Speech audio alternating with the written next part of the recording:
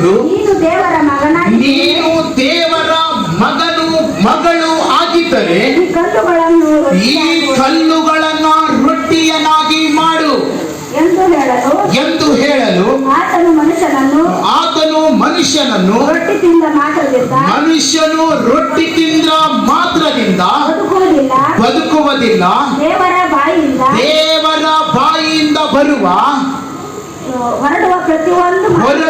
ಪ್ರತಿಯೊಂದು ಮಾತುಗಳನ್ನು ಬದುಕುವನು ಎಂದು ಹೇಳಿದನು. ಹಲ್ಲೆಲೂಯಾ.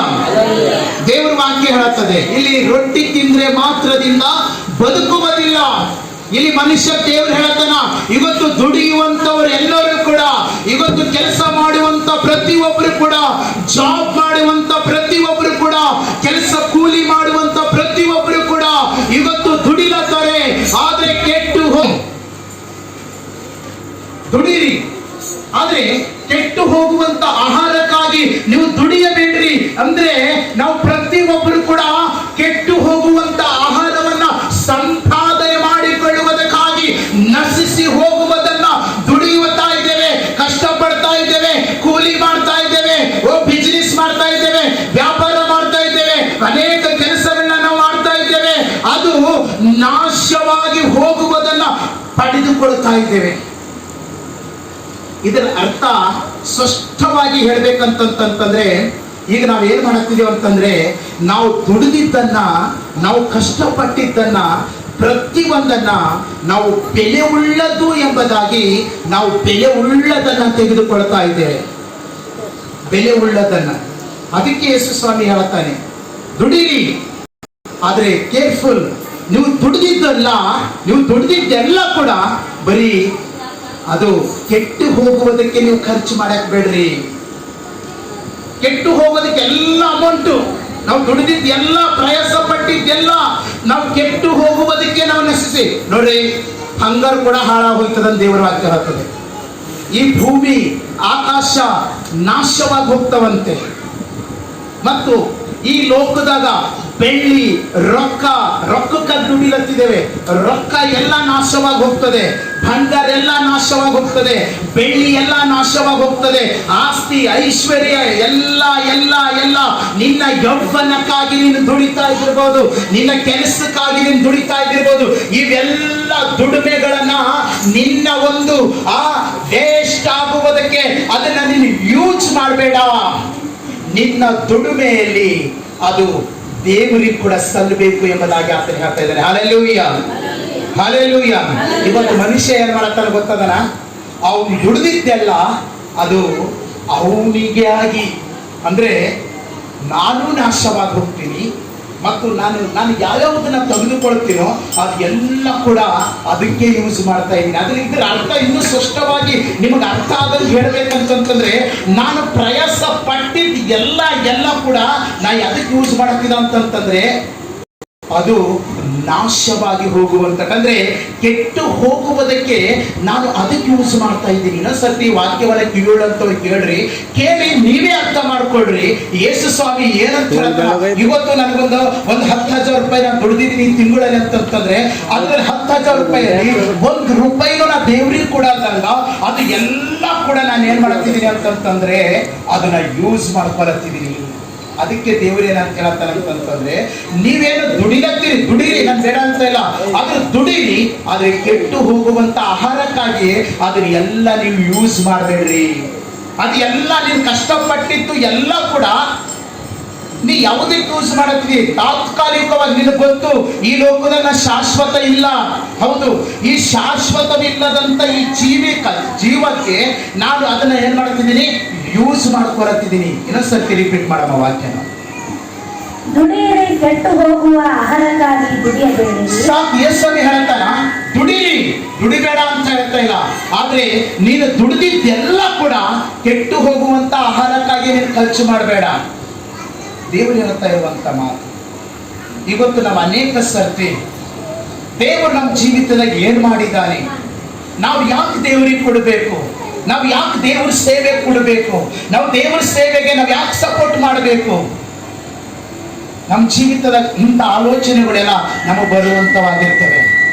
ದೇವರು ಸ್ಪಷ್ಟವಾಗಿ ಹೇಳ್ತಾನ, ನಿನಗೋಸ್ಕರ ನೀನು ಉಪಯೋಗಿಸಿಕೊಳ್ಳುವುದಕ್ಕಿಂತ ಹೆಚ್ಚಾಗಿ ದೇವರ ಸೇವೆಗಾಗಿ ನಿನ್ನ ಒಂದು ದುಡಿಮೆ, ನಿನ್ನ ಕೆಲಸ ಅದು ದೇವರ ಸೇವೆಗಾಗಿರ್ಬೇಕೆಂಬುದಾಗಿ ದೇವರು ಹೇಳ್ತಾನ.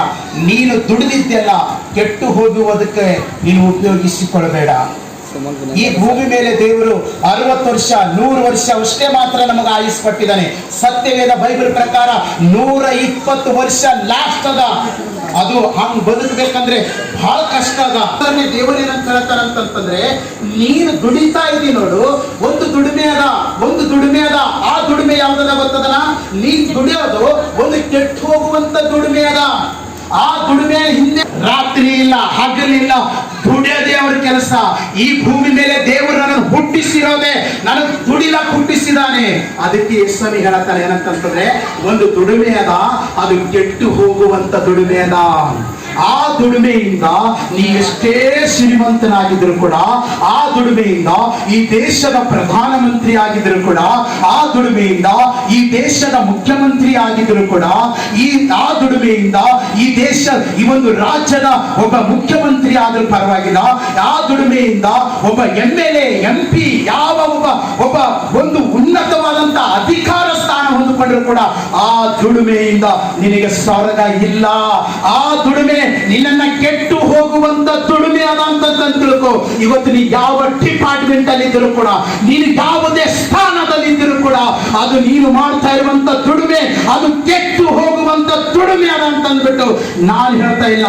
ಈ ಭೂಮಿ ಮೇಲೆ ದಾರಿಯಾಗಿ ಇಳಿಯಲ್ಪಟ್ಟಿರುವಂತ ಕರ್ತನಾಗಿರುವಂತ ಯೇಸು ಕ್ರಿಸ್ತನು ಯೋಹಾನ ಬರೆದ ಸುವಾರ್ತೆ 6ನೇ ಅಧ್ಯಾಯ 27ನೇ ವಚನದಲ್ಲಿ ಹೇಳ್ತಾ ಇದ್ದಾನೆ, ನೀನು ಒಂದು ದುಡಿಮೆಯಲ್ಲಿ ಕೊಚ್ಚಿಕೊಳ್ತಾ ಇದೀಯಾ, ನಿನಗೊಂದು ದುಡಿಮೆ ಸಿಕ್ಕದಂತಂದ್ಬಿಟ್ಟು ಗರ್ವ ಪಡ್ತಾ ಇದೀಯಾ, ಒಂದು ದುಡಿಮೆ ನನಗೆ ಸಿಕ್ಕದಂತಂದ್ಬಿಟ್ಟು ಮೆರಿತಾ ಇದೀಯಾ.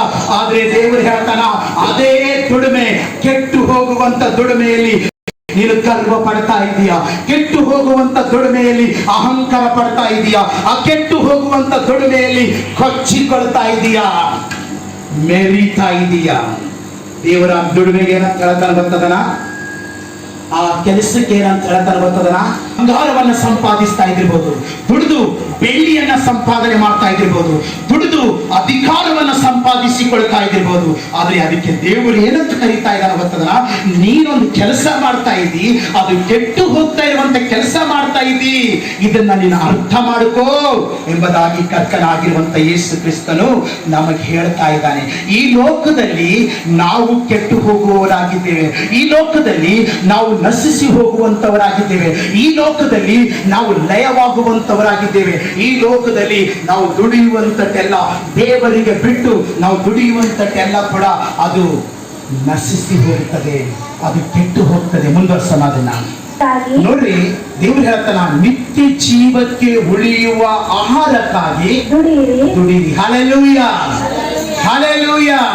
ಸಂಡೇ ಅಲ್ಲ, ಎಷ್ಟು ರೀ ದೇವ್ರ ಮಕ್ಕಳು ಎಷ್ಟು ಭಯಂಕರವಾಗಿ ದೇವರಿಗೆ ವಿರೋಧವಾಗಿ ನಡ್ಕೋತಾರೆ ಅಂತಂದ್ರೆ, ಸತ್ಯವಾಗ್ಲೂ ಬಹಳಷ್ಟು ವಿರೋಧವಾಗಿ ನಡ್ಕೋತಾರ್ರಿ. ಏನ್ ಮಾಡ್ತಾರೆ ಗೊತ್ತದ? ಇವತ್ತು ಸಂಡೇ ಅದ, ಚರ್ಚಿಗೆ ಹೋಗಾರ ಬೇಗ ಬೇಗ ರೆಡಿ ಆಗಂತಂಬಲ್ಲ. ಇವತ್ತು ಸಂಡೇ ಅದ, ಚಿಕನ್ ತಕೊಂಡ್ ಬಾ, ಸಂಡೇ ಅದ ಮಟನ್ ತಕೊಂಡ್ ಬಾ, ತಕೊಂಡ್ ಬಂದ್ಬಿಟ್ಟು ಚೆನ್ನಾಗಿ ಬೇಯಿಸಿಬಿಟ್ಟು ತಿಂದುಬಿಟ್ಟು ಮಲಗ್ತಾರೆ. ಅವ್ರ ಮನೆ ಒಳಗಡೆ ಸ್ವಾಮಿ ಫೋಟೋ ಇರ್ತದೆ, ಅವ್ರ ಕೊಳ್ಳಾಗ ಸ್ವಾಮಿ ಸಿಲ್ವೆ ಇರ್ತದೆ. ಅದಕ್ಕೆ ದೇವರು ಹೇಳ್ತಾ ಇರೋದು, ಅಂತವರಿಗೆ ತಾನೇ ದೇವರು ಹೇಳ್ತಾ ಇರೋದು. ಇವತ್ತು ಸಂಡೇ ಆದ, ನೀನು ಚಿಕನ್ ತಿನ್ನೋದಕ್ಕಿಂತ ಮುಂಚೆ, ಮಟನ್ ತಿನ್ನೋದಕ್ಕಿಂತ ಮುಂಚೆ, ನೀನು ಇವತ್ತು ಸಂಡೇ ಆದ, ಇವತ್ತು ಚರ್ಚಿಗೆ ಹೋಗಲ್ದಂಗೆ ಇವತ್ತು ಮನೆಯಲ್ಲಿ ಕೂತ್ಕೊಂಡು ನೀನು ಮಜಾ ಮಾಡ್ತಾ ಇರೋದು ಯಾರು ನೋಡ್ತಾ ಇದ್ದಾರೆ ಗೊತ್ತದನ? ದೇವರು ನೋಡತ್ತಾನೆ. ಅದಕ್ಕೆ ತಕ್ಕ ಉತ್ತರವನ್ನ ದೇವರು ಕೂಡ ಟೈಮಲ್ಲಿ ಕೊಡ್ತಾನೆ.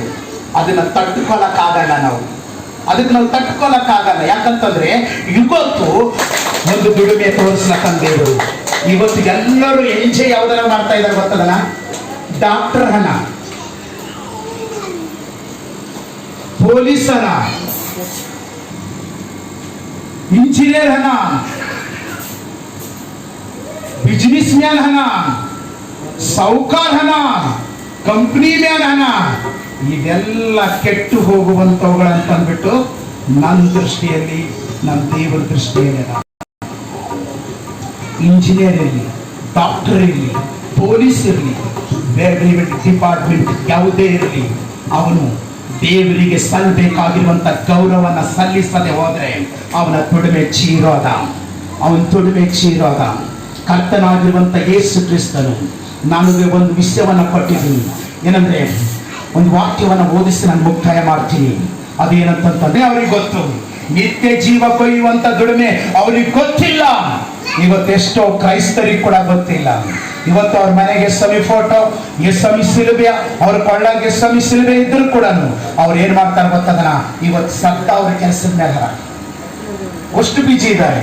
ಅವ್ರು ಹೇಳ್ಕೊಳ್ಳೋದು ಕ್ರಿಶ್ಚಿಯನ್ಸ್, ಆದ್ರೆ ಅವ್ರು ಮಾಡ್ತಾ ಇರೋದು ಇವತ್ತು ಸಂಡೇ, ಇವತ್ತು ನಾನು ದೇವರಿಗೆ ಆರಾಧನೆ ಮಾಡಬೇಕು, ನನ್ನ ಚರ್ಚಿಗೆ ಹೋಗ್ಬೇಕು, ನನ್ನ ಚರ್ಚ್ ಒಳಗಡೆ ನಾನು ವಾರದಿಂದ ಸೋಮವಾರ ಹಿಡಿದು ಸಳಿಗರ ತನಕ ನಾನು ಹೊರಗಡೆ ಕೆಲಸ ಮಾಡ್ಕೊಂಡಿದ್ದೀನಿ. ಈ ಕೆಟ್ಟು ಹೋಗುವಂತ ಆಹಾರಕ್ಕಾಗಿ ನಾನು ಕಷ್ಟಪಟ್ಟಿದ್ದೀನಿ, ದುಡಿದಿದ್ದೀನಿ, ಪ್ರಯಾಸ ಪಟ್ಟಿದ್ದೀನಿ. ಸಂಡೇ ದಿನ ಒಂದು ಹೋಗಿ ಒಳಗಡೆ ಚರ್ಚ್ ಒಳಗಡೆ ಯಾವುದಾದ್ರೂ ಒಂದು ದುಡಿಮೆ, ಯಾವುದಾದ್ರೂ ಒಂದು ಕೆಲಸ ಸ್ವಲ್ಪ ಆದ್ರೂ ನಾನು ಮಾಡಬೇಕು, ಅದು ನಮ್ಮೊಳಗಡೆ ಇರಬೇಕು.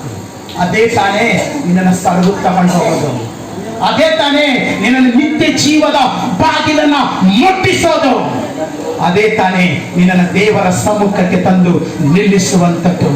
ಅದಕ್ಕೆ ಪ್ರೀತಿಯ ದೇವರ ಮಕ್ಕಳೇ, ನೀವು ಯಾವ ಬಡತನದಲ್ಲಿದ್ದೀರಿ ಎಂಬುದಾಗಿ ನೀವು ಚಿಂತೆ ಮಾಡಬೇಡ್ರಿ, ಯಾವ ರೋಗದಲ್ಲಿದ್ದೀರಿ ಎಂಬುದಾಗಿ ನೀವು ಚಿಂತೆ ಮಾಡಬೇಡ್ರಿ, ನೀವು ಯಾವ ಕಷ್ಟದಲ್ಲಿದ್ದೀರಿ ಎಂಬುದಾಗಿ ನೀವು ಚಿಂತೆ ಮಾಡಬೇಡ್ರಿ.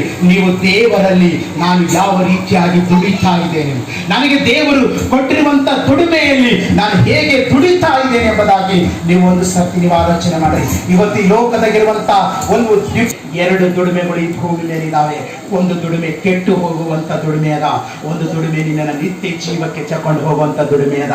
ಪ್ರೀತಿಯ ದೇವರ ಮಕ್ಕಳೇ, ಇವತ್ತು ಡಾಕ್ಟರ್ ಇರಲಿ, ಇಂಜಿನಿಯರ್ ಇರಲಿ, ಪೊಲೀಸ್ ಇರಲಿ, ಯಾವುದೇ ಡ್ಯೂಟಿ, ಒಂದು ಹೈ ಪಿಚ್ಚಿನಲ್ಲಿರುವಂತ ಪ್ರಧಾನಮಂತ್ರಿ ಇರಲಿ, ಮುಖ್ಯಮಂತ್ರಿ ಇರಲಿ, MLA ಇರಲಿ, MP ಇರಲಿ, ಯಾವ ಲೀಡರ್ ಇರಲಿ, ಯಾರೇ ಇರಲಿ, ಅವರು ಕರ್ತನಾಗಿರುವಂತ ಯೇಸು ಕ್ರಿಸ್ತನ ದುಡಿಮೆಯಲ್ಲಿ ಅವರು ಪಾಲುಗಾರರಿಲ್ಲ ಅಂತಂತಂದ್ರೆ ಅವರು ನಿತ್ಯ ಜೀವದ ಬಾಗಿಲನ್ನ ಮುಟ್ಟಲಕ್ಕೆ ಅವ್ರಿಗೆ ಸಾಧ್ಯವಿಲ್ಲ ಎಂಬುದಾಗಿ ಸತ್ಯವೇದ ಬೈಬಲ್ ಹೇಳ್ತಾ ಇದ್ದೀವಿ. ಇವತ್ತು ನಾವು ಏನ್ ತಿಳ್ಕೊತೇವಪ್ಪ, ಅಪ್ಪ ಡಾಕ್ಟರ್ ಎಷ್ಟು ದೊಡ್ಡ ಸ್ಥಾನದಲ್ಲಿದ್ದಾರೆ ಅಂತ.